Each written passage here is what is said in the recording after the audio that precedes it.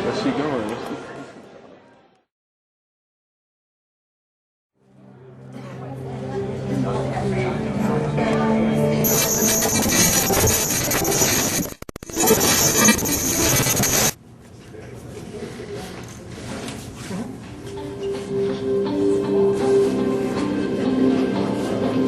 To improve life here.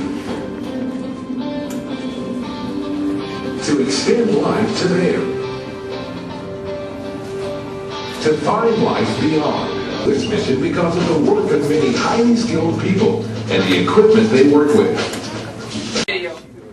This is an airborne floor where the astronauts can practice for upcoming spacewalks in a frictionless environment.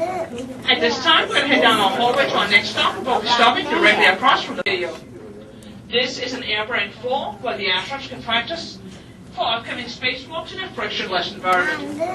At this time, we're going to head down our hallway to our next stop, and we'll be stopping directly across from the 10,000 dedicated men and women who work here. This isn't an exhibit or a theme park. This is the real thing.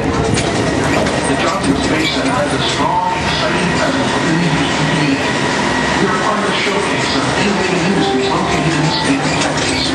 From the largest indoor underwater training facility in the world to the operation of the largest orbiting science laboratory, the International Space Station, our facilities are world-class. What makes the Johnson Space Center special is that the elite men and women who go into space work, live, and train here. What makes it successful is the collaboration of those astronauts with the people who support them. On this tour, you will be able to share and experience the spirit and history that is the Johnson Space Center. We choose to go to the moon. We choose to go to the moon. We choose to go to the moon in this goal to do the other things. Not because they are easy, but because they are hard. Because that goal will serve to organize and measure the best of our energy field. Hi, Josh. We're now approaching Rocket Park. We'll take a closer look at the rockets on the way back. For now, take yourself back to the year 1967. The Beach Boys' Good Vibrations was the #1 single, but the political climate was not so upbeat. 500,000 American soldiers were stationed in Vietnam, and 10 Tensions in the Cold War were running high. The space program was under immense pressure to get a man to the moon before the end of the decade. Look now at the rocket on the yellow launching platform. That's Little Joe 2. This rocket was the very first step in the Apollo moon missions.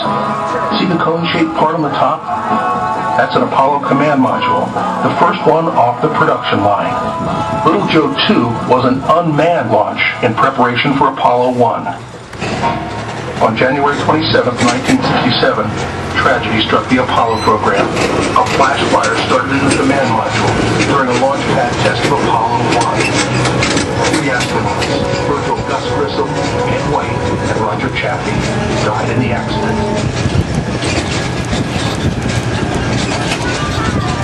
Johnson Space Center really is like a city within a city. It has its own fire department, daycare facility, power plant, and cafeteria.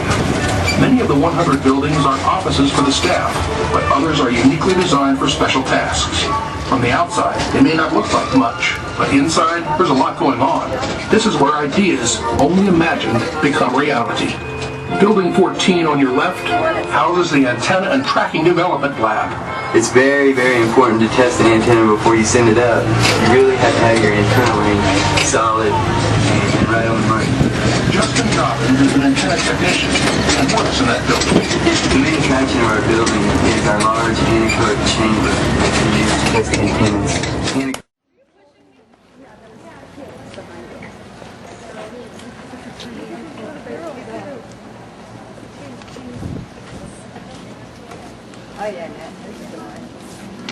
I'm not excited now. You can enjoy it now. All right, keep making your way into the building.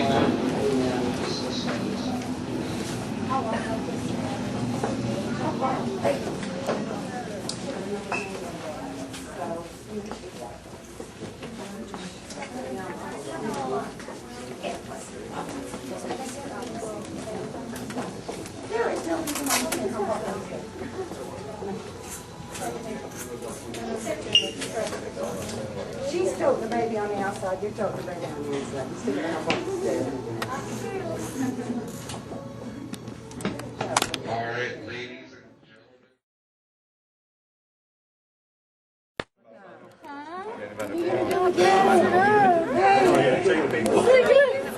This is better than the tour. He's not being an astronaut. Yeah, so your brother. You see, I barely get to see little kids because my 2 nephews are in Washington State. My 2 nephews are in Washington State. They are. Look at his hair. I know. 3. I need more grandbabies in the My name's Amy. hemisphere I am. I'll have one. Nice to meet you. Hi. This is another side. I believe that's all. To